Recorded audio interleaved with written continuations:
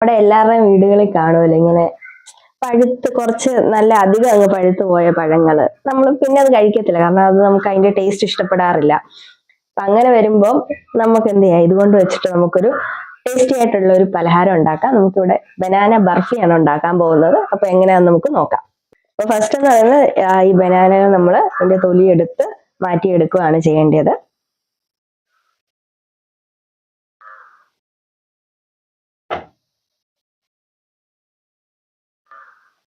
കാരണം അധികം ആർക്കും നമുക്ക് ഈ പഴുത്ത പഴം അങ്ങനെ ഇഷ്ടമല്ല.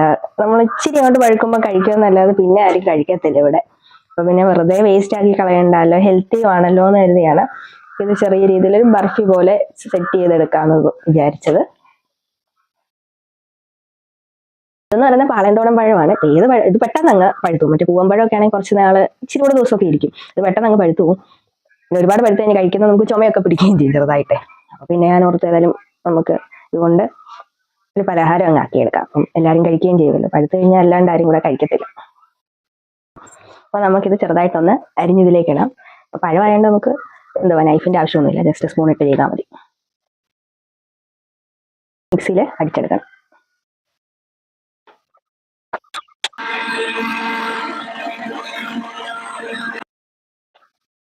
ഞാൻ ഇവിടെ നേരത്തെ ശർക്കര ഒന്ന് ജസ്റ്റ് പൊടിച്ചെടുത്തിട്ടുണ്ടായിരുന്നു. അപ്പൊ നമുക്കതൊന്ന് പാനിയാക്കി എടുക്കാം.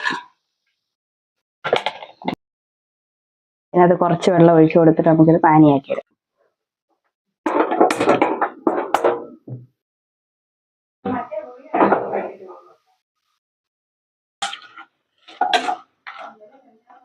നമ്മുടെ ശർക്കരപ്പാനി ആകുന്ന സമയം കൊണ്ട് നമുക്കിവിടെ നമുക്ക് പഴം മാത്രം പോരാ, ഇച്ചിരി ഗോതമ്പ് പൊടിയുടെ കൂടെ ആവശ്യമുണ്ട്. നമുക്കതൊന്ന് സേക്ക് ചെയ്തെടുക്കും. ആദ്യം ഇതൊന്ന് ചൂടാവട്ടെ ചട്ടി, കാരണം ഇത് മറ്റേ കടായിയാണ്. കുറച്ച് ഇച്ചിരി നേരം എടുക്കും ഒന്ന് ചൂടാകാനായിട്ട്, നോൺ സ്റ്റിക്ക് പോലല്ല. നമുക്കൊരു സ്പൂൺ നെയ്യ് ഒഴിച്ചു കൊടുക്കാം. 1-2 സ്പൂൺ നിങ്ങളുടെ ഇതിനനുസരിച്ച്. ചിലർക്ക് നെയ്യുടെ ടേസ്റ്റ് ഇഷ്ടമല്ല, അപ്പം അതനുസരിച്ച് കുറച്ച് ആഡ് ചെയ്താൽ മതി. വെളിച്ചെണ്ണ വേണേലും ഇട്ട് കൊടുക്കാം, ചിലർക്ക് നെയ്യുടെ ടേസ്റ്റ് ഒട്ടും ഇഷ്ടമല്ല എന്ന് തോന്നുവാണെങ്കിൽ. പിന്നെ നമുക്കിതിലേക്ക് നമ്മളിവിടെ എടുത്ത് വെച്ചേക്കുന്ന ഗോതമ്പൊടി, അതായത് നെയ്യ് ചെറുതായിട്ട് ചൂടായി കഴിയുമ്പോഴത്തേക്ക് നമുക്ക് ഇട്ട് കൊടുക്കാം. ഗോതമ്പൊടിയുടെ ആ ഒരു എന്താ പറയുന്നത്, ആ ടേസ്റ്റ് ഒന്ന് മാറി കിട്ടാൻ വേണ്ടിയിട്ടാണ് നമുക്കിതിനെ ഇളക്കി കൊടുക്കാം. ആ ഒരു പച്ചച്ചവയുണ്ടല്ലോ ഗോതമ്പൊടിയുടെ, അതൊന്ന് മാറാൻ വേണ്ടിയിട്ടാണ് നമ്മളിതൊന്ന് ചൂടാക്കി എടുക്കുന്നത്.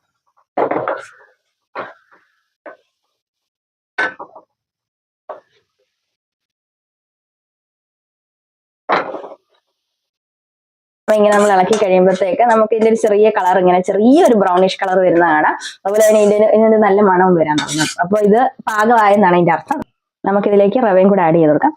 എന്നിട്ട് നല്ലപോലെ ഒന്നുകൂടെ ഇളക്കാം.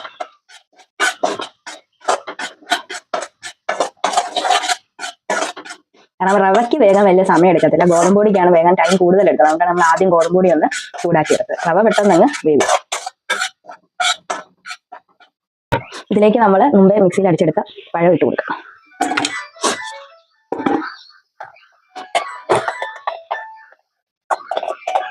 ഒന്ന് വേവിച്ചെടുക്കണം, ഒന്നുകൂടെ പഴം വേകണമല്ലോ.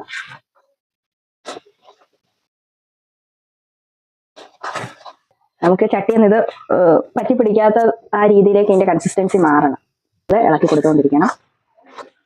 പറ്റി പിടിക്കാതെ നമ്മൾ കൂടുതൽ ശ്രദ്ധിക്കണം. ഇപ്പൊ നമുക്ക് കണ്ടാൽ അറിയാം ഇതിന് വിട്ടു മാറി വരുന്നുണ്ട്. അപ്പൊ ഇതിലേക്ക് നമുക്കിനി നമ്മൾ തയ്യാറാക്കി വെച്ചേക്കുന്ന ശർക്കര പാനി ഒഴിച്ചു കൊടുക്കാം.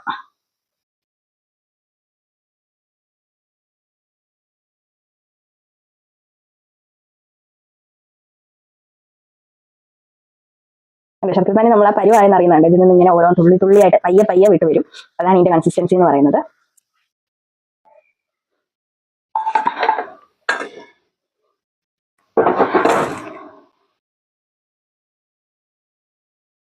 നന്നായിട്ട് നമ്മൾ ഇളക്കി കൊടുക്കണം, കാരണം ഇതിന്റെ ശർക്കരപ്പാനി എല്ലാ ഇതിലേക്കും എത്തണം. അതുപോലെ നമ്മൾ ഇളക്കണം.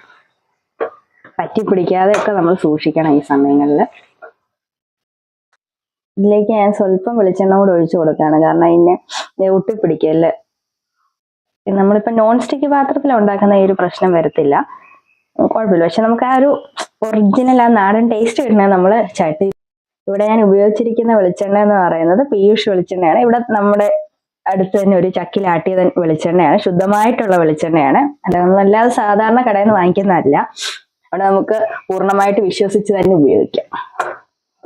ഈ വെളിച്ചെണ്ണ വേണ്ടിയവർക്കാണെങ്കിൽ നമുക്ക് നമ്മളെ കോണ്ടാക്ട് ചെയ്താലും കുഴപ്പമില്ല. ഇവിടെ ഒരു ഫാർമേഴ്സ് അസോസിയേഷൻ ചെയ്യുന്നതാണ്, ഫാർമേഴ്സ് പ്രൊഡ്യൂസേഴ്സ് കമ്പനി എന്ന് പറയുന്നത്, അവരാണ് ഇത് ചെയ്യുന്നത്.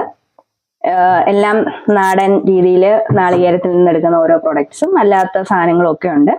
അപ്പം നിങ്ങൾക്ക് ഈ വെളിച്ചെണ്ണ വേണമെങ്കിലും നിങ്ങൾക്ക് കമന്റ് ചെയ്യാവുന്നതാണ്. ഈ സമയത്ത് വേണമെങ്കിൽ നമുക്ക് ഡ്രൈ ഫ്രൂട്ട്സ് അതുപോലെ ഏലക്ക അങ്ങനത്തെ കാര്യങ്ങളൊക്കെ ആഡ് ചെയ്യാം. ഞാനിപ്പോ ജസ്റ്റ് ഇത് ഇങ്ങനെ ഉണ്ടാക്കിയെടുക്കുന്നേ ഉള്ളൂ. നിങ്ങൾക്ക് വേണം ഫ്ലേവേഴ്സിന് ബാക്കി കാര്യങ്ങളൊക്കെ ആഡ് ചെയ്തിട്ട് എടുക്കാം. തേങ്ങ ആഡ് ചെയ്യുന്നവർക്ക് അത് ആഡ് ചെയ്യാം. ഓരോരുത്തരുടെ ടേസ്റ്റിനനുസരിച്ച് അത് ഉപയോഗിക്കാം. ഞാനിപ്പം ജസ്റ്റ് ഒരു ഹെൽത്തി എന്നുള്ള രീതിയിൽ ഇത്രയും മാത്രമേ ചെയ്യുന്നുള്ളൂ. ഷേപ്പിലേക്ക് കട്ട് ചെയ്തെടുക്കാൻ വേണ്ടി ഇതൊരു പ്ലേറ്റിലേക്ക് മാറ്റണം. പ്ലേറ്റോ ടിന്നിലേക്കോ വല്ലതും മാറ്റി നമ്മളിത് ആറാനായിട്ട് വെക്കണം. ഇത് ഈ ഒരു പരുവാകുമ്പോൾ കണ്ടില്ലേ, ഇത് വിട്ട് മാറി ഇതിൽ നിന്ന് വന്നു. അതുപോലെ നമ്മുടെ ശർക്കരപ്പാനി മുഴുവനായിട്ട് ഇതിലേക്ക് ചേർന്നിട്ടുണ്ട്. പിന്നെ നമുക്കതൊരു ടിന്നിലേക്ക് മാറ്റാം. അങ്ങനെ ഞാനിപ്പോൾ ഈ പരുവായി കഴിഞ്ഞപ്പോൾ ഞാൻ ഒരു പ്ലേറ്റിലേക്ക് ഇതിനെ മാറ്റി നമുക്കിനി ഇത് തണുക്കാനായിട്ട് വെക്കണം.